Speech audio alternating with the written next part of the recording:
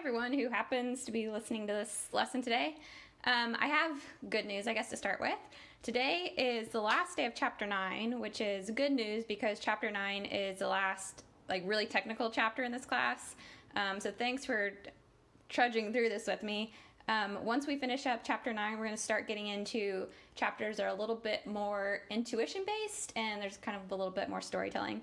So one last class to push through, and then we'll be kind of in happier territory.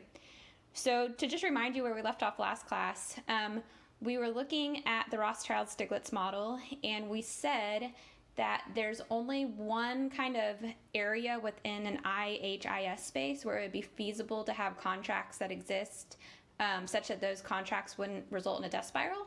And those contracts all reside within this area called the feasible contract wedge. The big caveat is that while all of the contracts within the wedge could feasibly exist, there's only going to be one contract within the wedge that would ever be an equilibrium contract, or in other words, it would be a contract where the market could just perpetually be in a position of consumers buying that contract, insurance companies selling that contract without any kind of deviation from that particular contract. Okay, so one of the assumptions that we made last class was that all of the consumers of insurance are homogeneous, or they're the same. That's not realistic. So in the real world, different people have different probabilities of getting sick. And so what we're going to do for this last little segment of Chapter 9 is we're going to have the model acknowledge that in the real world people differ in terms of their health. And then let's see if we can still keep the market in a position where it's operating and not running into a death spiral, given that we're going to have different types of consumers. Okay, so what we're going to do now is we're going to relax the assumption that all consumers are homogeneous. And specifically, we're going to assume, for simplicity, there are two types of consumers, and these two types of consumers differ only in terms of their probability of getting sick. We're going to call the two types robust and frail. The robust types are going to be the people who are relatively healthy. The frail types are going to be the people who are relatively sick. Okay, robust probability of getting sick is going to be denoted P subscript R, and frail's probability of getting sick is going to be denoted P subscript F. Okay, just kind of engage a little bit instead of staring at the page and think about what should be true about the relative magnitudes of these two P's if robust is healthier. So if robust is healthier, then that means he should have a lower probability of getting sick. So what this is going to mean for us is that PR is going to be less than PF. The reason this is important is because a person's probability of getting sick influences their expected income, and a person's expected income in the Rothschild-Stiglitz model determines where the person's zero profit line is. So if what is true is that PR is less than PF, then this implies that the expected income for robust is going to be greater than the expected income for frail when they're uninsured, so before they have purchased any contract. Okay, a divergence of the two types' expected income is going to mean that there's going to be a divergence in the two types' zero profit lines. So if robust has a higher expected income, then that means that when we plot robust zero profit line, it should be steeper because it needs to hit the full insurance line at a position that's relatively high up compared to the frail type. So the frail type, on the other hand, he has a pretty good chance of getting sick, so his expected income is going to be kind of low, and so his zero profit line is going to be flatter or have a slope that's less steep because it's going to intersect the full insurance line at a lower position. Okay, just note that the origin of both types' zero profit lines is the same, so we're still starting from the same dot. And the reason for that is because the assumption that we made is that the two consumers only differ in terms of their probability of getting sick. And that means that their original incomes in the event they get sick or stay healthy are going to be the same. So in other words, kind of the hit that their finances would take is congruent across the two types. It's just the probability that their finances are going to take a hit that now differs between the two types. Okay, so What that means, based on what we learned last class, is that each type will have a different equilibrium contract. Again, an equilibrium contract, well, what we found out last class was that an equilibrium contract is going to be one that is full and fair. And so for the robust type, his full fair contract would be the intersection of the full insurance line and his zero profit line. So his equilibrium contract would be the sun that's kind of up at the top. But for the frail type, his equilibrium contract, which is full and fair, would be at the position where his zero profit line intersects the full insurance line, which gives you the point or the sun that's kind of closer to the bottom. Okay, here's the point where we need to kind of think about how the real world works.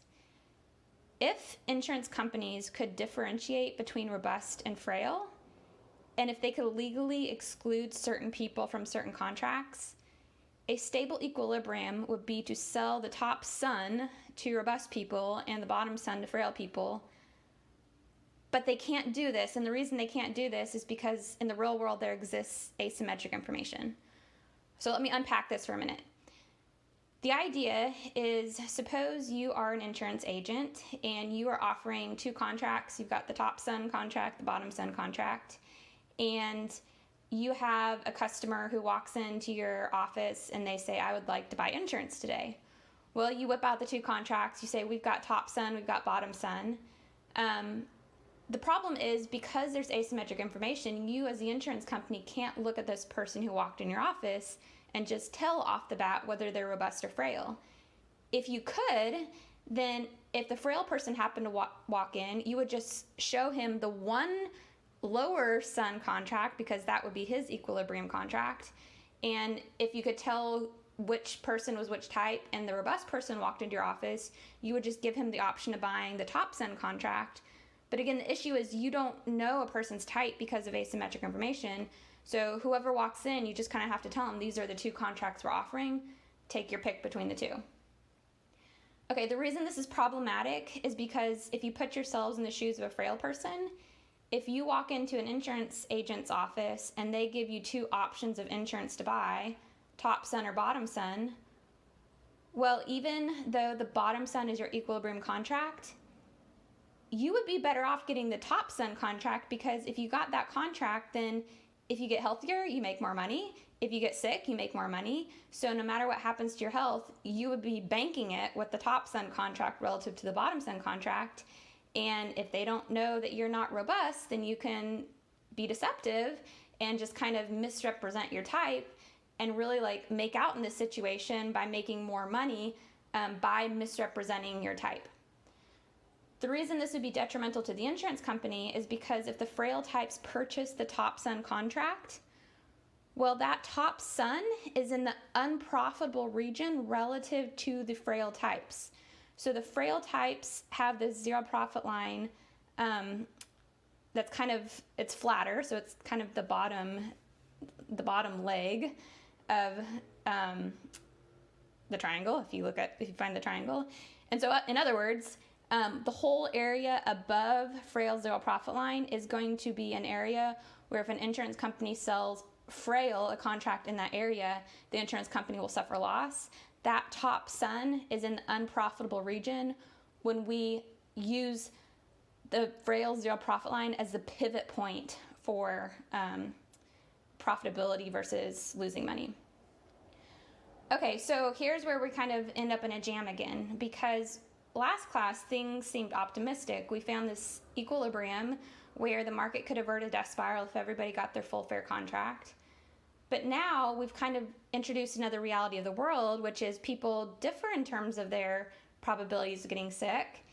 And there's asymmetric information, so the insurance company can't distinguish who's robust and frail. And so when the frails misrepresent themselves, and they have all the incentive in the world to do that, the insurance company, again, ends up suffering harm because they're going to be losing money off of the deception that happens by the relatively sick people who could make money by getting, air quotes, getting the wrong contract. Okay, so the problem that this leads to is that there exists no pooling equilibrium. what is a pooling equilibrium? A pooling equilibrium is one single contract that both the robust and frail types would want to buy, and then at the same time would satisfy all the equilibrium conditions. So in other words, if we have these two suns that are offered, well, that's not going to work.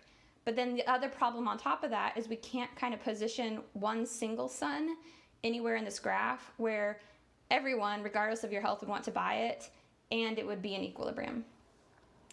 Okay, here's kind of the coolest result of this chapter. The result is that there's kind of a trick we can play. And when this trick is played, then sometimes we can get a separating equilibrium.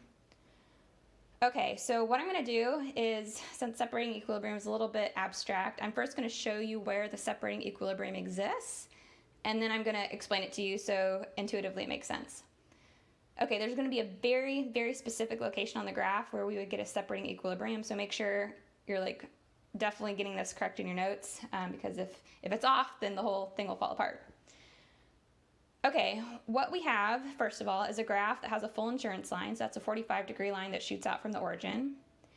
We have a single big dot that represents the income combination that people would get if they were uninsured, and people have that same dot, so that's one dimension in which they're the same.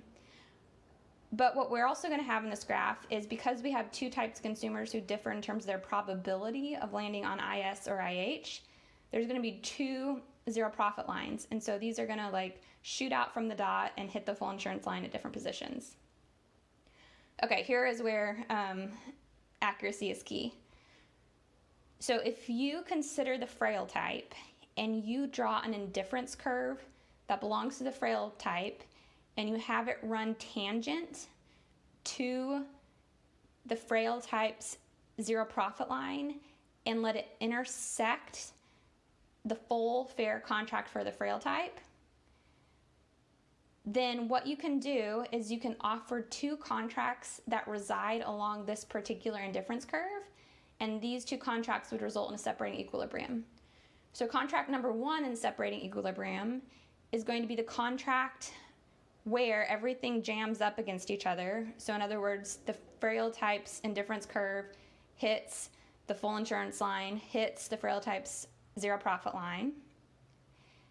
Okay, that's contract one. The second contract is going to be located where this same indifference curve that we've drawn intersects the zero profit line that belongs to the robust type.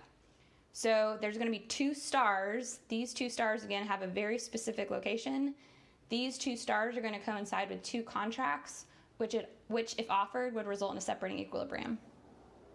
Okay, first of all, what is a separating equilibrium? The easiest way to understand this is in terms of a mental picture that I'm going to give you. It sounds super far-fetched, but it helps with kind of getting the idea of this to stick. The idea of a separating equilibrium is that the insurance agent can't tell the difference between robust and frail types.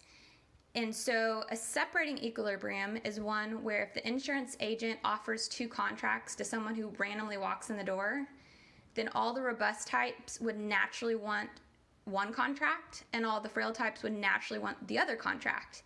And so if the insurance agent just is careful in observing who picks one contract over the other, then he can kind of deduce what a person's type is without explicitly knowing it.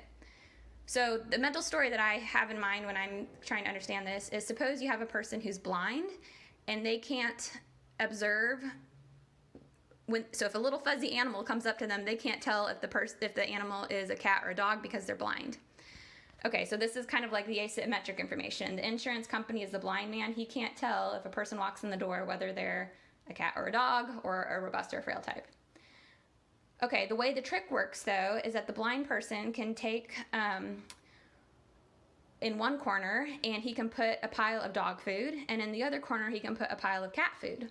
Well, if dogs like dog food and cats like cat food, then the blind person can just set out these two piles of food that naturally attract different animals. And then at the end of the day, he can just figure out that all the animals over on the right must be cats. All the animals over at the left must be dogs, because the two things that he's offered just naturally attract different types. And so he doesn't need to have vision to see what the animal is. He can just deduce what the animal is based on what the animal has selected. So the same thing goes for the insurance agent. If the insurance agent is successful in offering 2 contracts that are consistent with a separating equilibrium, then what should be true is that when he whips out these 2 contracts for the person that walks in the door, all the frail types naturally go for one, all the robust types naturally go for the other. And now the insurance agent doesn't have to have this magical knowledge of what a person's health is by looking at the person, because they can just observe which contract the person has picked and kind of infer whether they're robust or frail. Okay, so what I'm telling you now is that the 2 stars are 2 contracts that would actually succeed in leading to this separating equilibrium. Okay, the way this works is, first of all, suppose you are a robust type. You walk into the insurance agent's office, you say, I would like to buy some insurance. The insurance agent can't tell that you're robust, but he whips out these 2-star contracts, and the insurance agent says, okay, which one of these 2 contracts would you like to purchase? Well, if you're a robust type, one of those 2 contracts is clearly preferred to you, and specifically it's a contract or the star that resides along your zero profit line. And the way we see this is if you take another set of indifference curves and you kind of run them through the plane, the star that sits on the robust type zero profit line is going to intersect an indifference curve that is higher than the other star. And so all the robust types, if they're offered these 2 stars, are always going to go for a particular star, and it's going to be the star or the contract where the star is sitting on their zero profit line. Okay, so far so good. So far all the robust types are going for one particular contract. Now what would happen if a frail person walked into the insurance agent's office? The insurance agent can't tell the person's frail. They whip out these 2 contracts, star 1 and star 2, and they say, okay, which one would you like to buy? Well, what we're going to say is for the frail person, both of these 2 contracts are sitting on the same indifference curves. So theoretically, the frail person is indifferent between the 2 contracts. They get no more utility from one relative to the other. But here's where, and we're going to do a little bit of hand waving, we're going to say that the frail types are probably consistently going to go for the star that sits at the intersection of their zero profit line and the full insurance line. Because theoretically, while it wouldn't make them happier since it's on the same indifference curve as the other star, that contract characterizes full insurance. And so they have no uncertainty in their life. That's kind of their equilibrium contract. So we're just going to kind of suppose that all the frail types would go for that other star. So the reason this kind of works to save the market from a death spiral is because we've taken account of the fact that people differ in terms of their likelihood of getting sick. We've taken account of the fact that insurance agents can't look at a person and tell how healthy they are. And now we have two stars or 2 contracts where all the equilibrium conditions are satisfied. So if all the robust types are getting the particular star that we've noted, well, that star is along the zero profit line for the robust type, so the insurance company isn't losing money on the robust types when they buy that. Similarly, when the frail types get all of the contracts that correspond with the other star, well, that other star sits on the frail type's zero profit line, so by selling that contract to frail types, the insurance company isn't losing money. So this is kind of the cool, magical result of the Rothschild-Stiglitz model, and that is that sometimes in the market we can have a separating equilibrium, and when we have a separating equilibrium, we can actually succeed in averting a death spiral and have an insurance market that doesn't collapse. Okay, that is the end of chapter 9, so we made it to the end finally. Again, make sure the pictures are always very precise when you're drawing this, because if you get things off, then things can fall apart quickly. I noted this to you earlier, but in the original class packet that I sent to you, Word kind of moved the location of the indifference curve. So it's sad and ironic that the one graph that needs to be like super precise is the one graph that has a typo in it in the original packet I sent you. So make sure you either make the correction that I noted, or you print off the new page that has the edited position of the indifference curve, because again, it's super important. So if you have questions about this in the next 10 minutes, reach out and let me know, and after that we'll meet back for the exercise.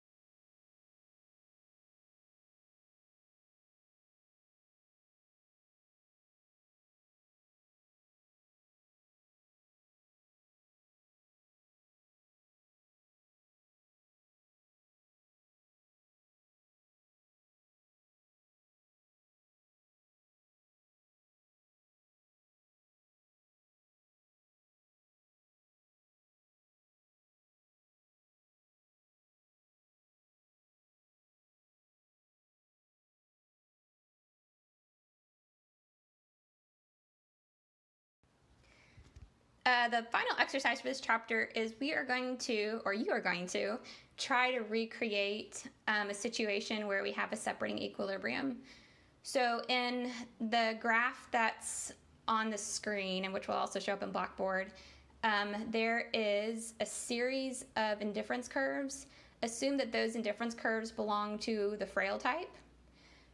Okay, what we're also going to assume is let's have a setup where there's two types of consumers. They differ only in terms of their probability of getting sick. So what that means is that both robust and frail have a sick income of 4 when they're uninsured, and they have a healthy income of 12 when they're uninsured. But the robust type only has a 25% chance of getting sick, whereas the frail type has a 50% chance of getting sick.